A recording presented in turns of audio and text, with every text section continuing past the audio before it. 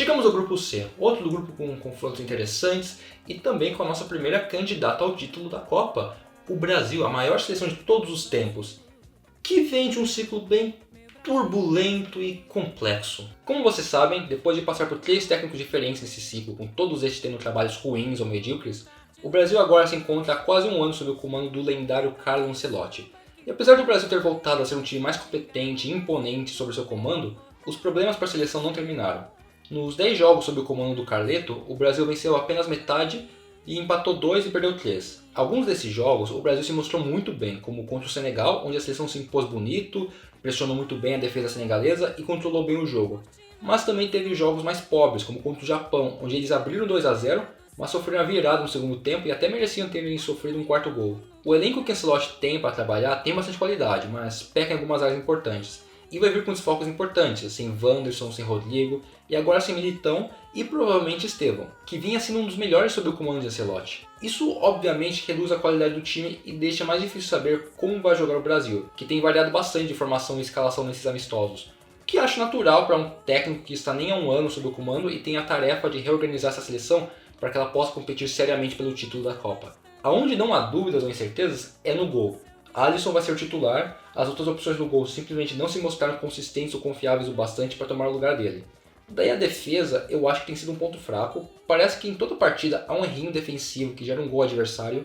A zaga titular não é mal no papel, mas o Marquinhos tem sido bem questionado no PSG, temporada passada eu achei isso também, ele comete muitos errinhos aqui e ali. Já o Gabriel Magalhães, que completa a dupla, é um que tem sido mais consistente na temporada. Já as opções de banco não são das que mais trazem confiança, exceto talvez o Bremer, que vai indo muito bem na Juventus. Daí as laterais, essas são os maiores pontos fracos do Brasil, com falta de opções e que vão ser muito testados já na estreia. O Marrocos é um time muito forte pelos lados.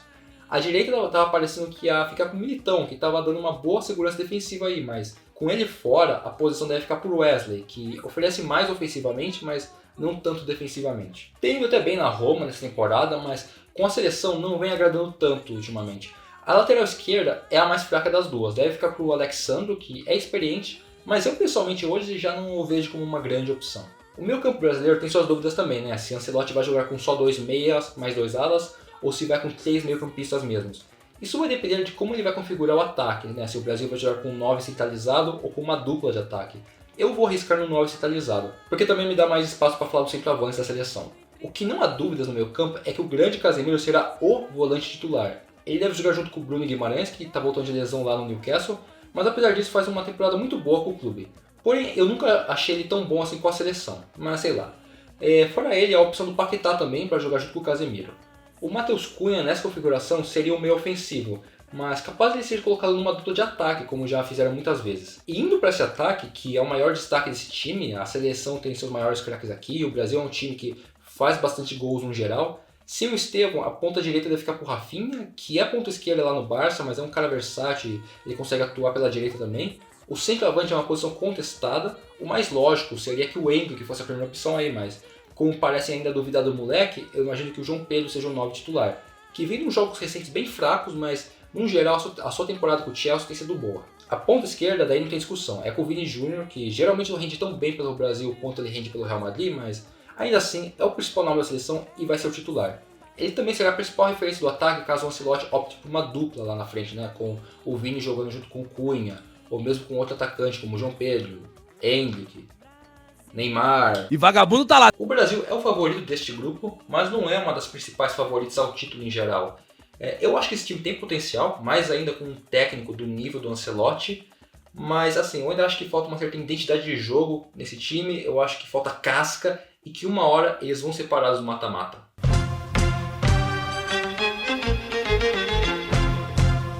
A quarta melhor seleção da última Copa do Mundo, o Marrocos, vem para essa Copa como os atuais campeões africanos.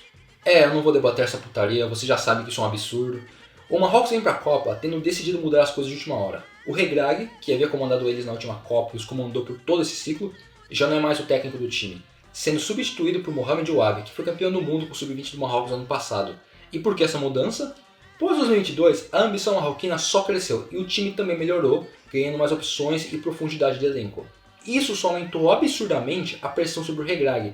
O público marroquino esperava mais do que o estilo defensivo que ele propunha, que Realmente, às vezes não traduzia tão bem quando ele tinha que mudar isso para enfrentar times inferiores. O Marrocos mostrou dificuldades nesse ciclo em se impor e dominar de forma efetiva adversários mais fracos da África que se fechavam contra eles. Tudo isso culminou na Copa Africana, onde os marroquinos vieram para o torneio com a mentalidade de que a seleção tinha porque tinha que ser campeã. O próprio Regragui afirmou antes do torneio que se ele não fosse campeão, deixaria o comando da seleção. E eu não entendo por que essa mentalidade. A Copa Africana é difícil pra caralho. Foi completamente razoável a campeã do Marrocos, vice-campeão para uma ótima seleção que é o Senegal. Os caras chegam numa semifinal uma vez e já pensam que é o Brasil, porra. Então em março o Regragui sai e entra o Wahbi, que já nessa data FIFA mostrou uma mudança em relação ao time, que ainda é forte defensivamente, mas busca ser mais ofensivo e fazer mais jogadas trabalhadas no pé para chegar no gol, ao invés de fazer tanto uso de cruzamentos que o Regragui usava muitas vezes. O elenco à disposição é muito bom e tenho que dar um pouco de mérito a algumas críticas ao Regragui, porque realmente com esse elenco o time podia ter sido superior ofensivamente, e é o que o Wahbi vai tentar fazer. Com a chegada dele surgiu algumas dúvidas sobre a convocatória ou não de alguns nomes e como o time será escalado, mas essa data FIFA já deu um norte legal para isso. No gol não há dúvidas, é o fenomenal Bono como titular, daí a defesa marroquina é no geral forte, com o Regragui a gente viu uma recomposição defensiva fantástica e não creio que vai se perder muito isso com o Wahbi.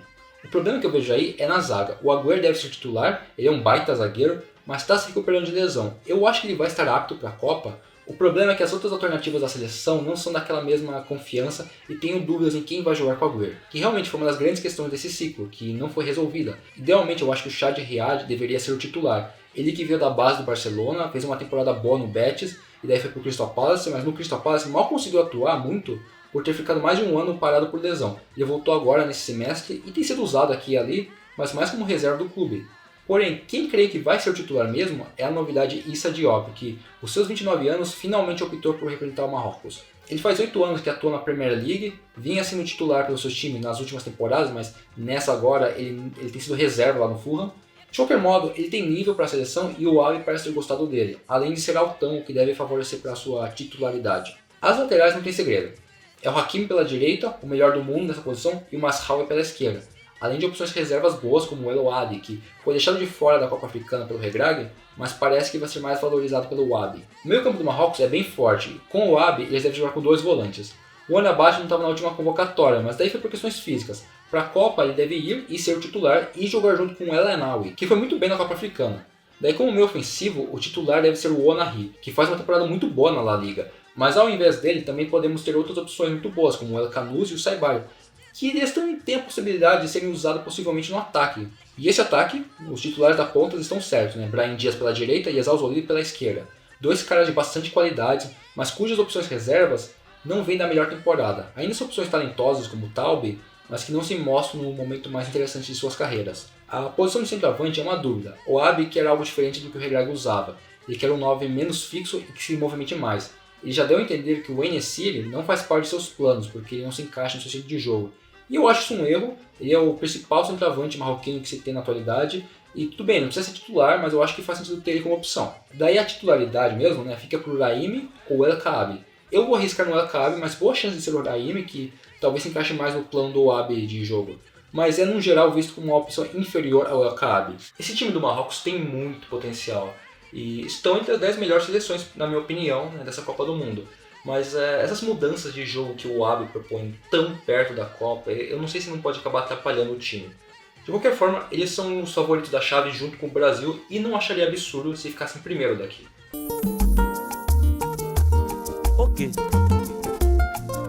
O Haiti foi uma das grandes surpresas dessas eliminatórias, né? Eles se classificaram na frente de 2 seleções mais tradicionais da CONCACAF, que eram favoritos para a vaga, e voltaram a uma Copa depois de 52 anos. Realmente foi um belo feito da seleção essa classificação. E que nem falei da Bósnia no último vídeo, o Haiti também não chamou tanta atenção por boa parte do ciclo.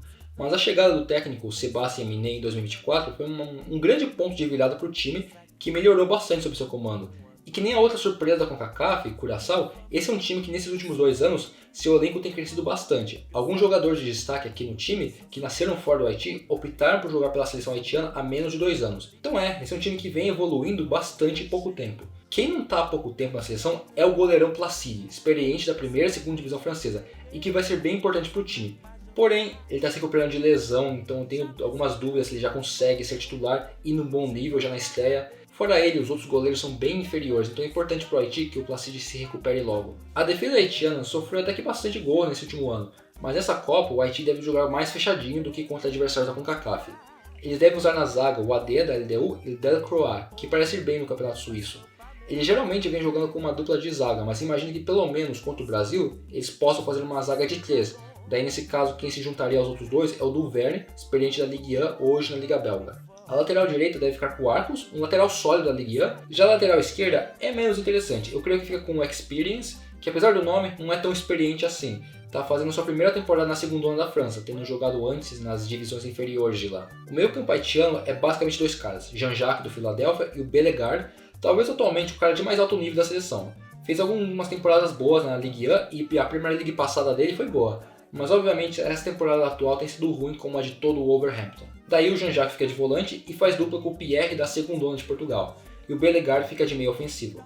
O último jogo da seleção mostrou uma outra possibilidade aí, a de deixar o Bellegarde como volante e pôr a novidade o Wilson e Isidore como meio ofensivo. Isso pode deixar o time com mais qualidade, mas não sei se vão fazer isso na Copa, já que o Isidore não é realmente meia e acho que vão preferir deixá-lo para o ataque mesmo. Ataque que tem sido bem produtivo, com a seleção fazendo bastante gols e que tem um número até alto de opções. Não são opções de alta qualidade, mas são opções que atuam em nível decente e algumas que já tiveram temporadas boas no passado recente. Nas pontas eu tenho dúvida em quem vai ser titular, eu vou imaginar que na direita vai ser o Casimir, mas pode muito bem ser o Lucius. E na ponta esquerda eu vou arriscar no Providence. Existe também a possibilidade de colocar algum dos centroavantes por essas pontas. Não é impossível, alguns deles têm experiência jogando por aí. E quem são esses centroavantes? Mas é claro que é o já mencionado Isidore, o Nazon, que teve umas temporadas decentes em ligas de segunda e terceira prateleira da Europa. O único problema é que atualmente ele está jogando no Esteghlal, do Irã, então ele está meio parado. E o Pierrot, que é quem creio que será o titular. Ele já teve passagem muito boa pelo Maccabi Haifa em anos recentes, mas esse semestre agora na Turquia ele tem sido muito fraco e feito porra nenhuma. O Haiti é o mais fraco desse grupo, mas eu acho que tem alguns recursos e é bem treinado bastante para ser um time chato de se enfrentar. Mas ainda assim, eu não esperaria grandes surpresas deles. A maior possibilidade de zebra que eu vejo aí é no jogo de estreia contra a Escócia, e ainda assim é mais para arrancar um empate do que qualquer outra coisa.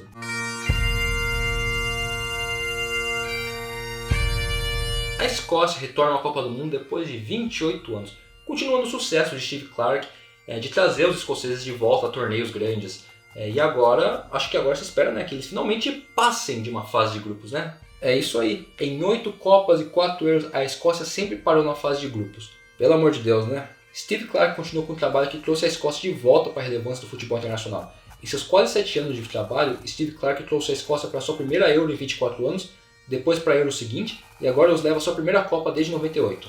Não há como negar um sucesso no trabalho de Clarke, mas nessas últimas 2 Euros que ele levou à Escócia, o time ficou em último em seus grupos. E creio que agora, com um terceiro colocado também avançando para o mata-mata, e com um adversário inferior a eles, se espera que possa fazer mais. O elenco é até competitivo, mas acho que quanto mais você analisa, mais vê como ele é limitado. O gol não é um ponto forte, todos os goleiros da seleção são reservas em seus times e jogaram pouco essa temporada. O titular eu creio que vai ser o Angus Gunn, que é reservaço do Nottingham Forest. Daí a defesa não é um ponto forte, a Escócia até que sofre bastante gols. Geralmente eles jogam com 2 zagueiros, mas no último jogo fizeram uso de uma zaga de 3 numa formação bem interessante. Mas por segurança eu vou com o mais comum deles. A dupla titular deve ser o Graham Haley e o John Suter, além de possivelmente usar o Scott McKenna. No geral, é tudo zagueiro meio mediano. A lateral direita deve ficar com o Aaron Hickey, que uns anos atrás tinha feito uma temporada boa com o Bolonha, mas essa e a anterior, agora no Brentford, têm sido bem fracas. A lateral esquerda já é bem melhor, com um dos craques do time, o Robertson, que é uma peça fundamental para essa seleção, e a Escócia também tem o Tierney, outro lateral esquerdo bom, e que se fizer uma linha de 3, pode ser o zagueiro esquerdo e assim jogar junto com o Robertson e dar mais qualidade ao time. O meio campo é o ponto forte dessa seleção, com bastante opções boas. O seu principal nome aqui é o McTominay, o melhor jogador do último campeonato italiano e que continua sendo um dos destaques dessa liga. Ele deve jogar como um 10 e atrás dele deve jogar de volantes o Ferguson, que fez boas temporadas recentes com o Bolonha, jogando junto daí com ou Ryan Christie ou McLean. Daí o ataque é um ponto fraco, basicamente não tem muitas opções aqui. Pontas natos praticamente não tem. A esquerda talvez fique para o McGinn, que é mais meia de ofício, mas tem conseguido atuar bem como ponta pelo Aston Villa, mas mais pela direita.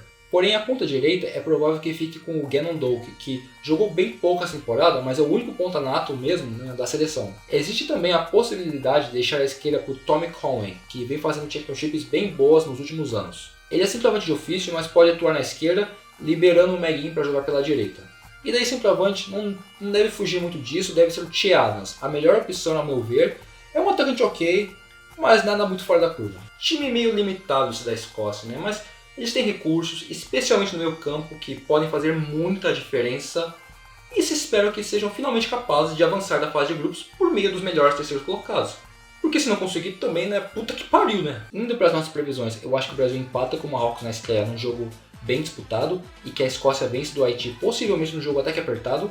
Na segunda rodada eu acho que o Marrocos vence da Escócia e que o Brasil vence do Haiti sem muito sofrimento.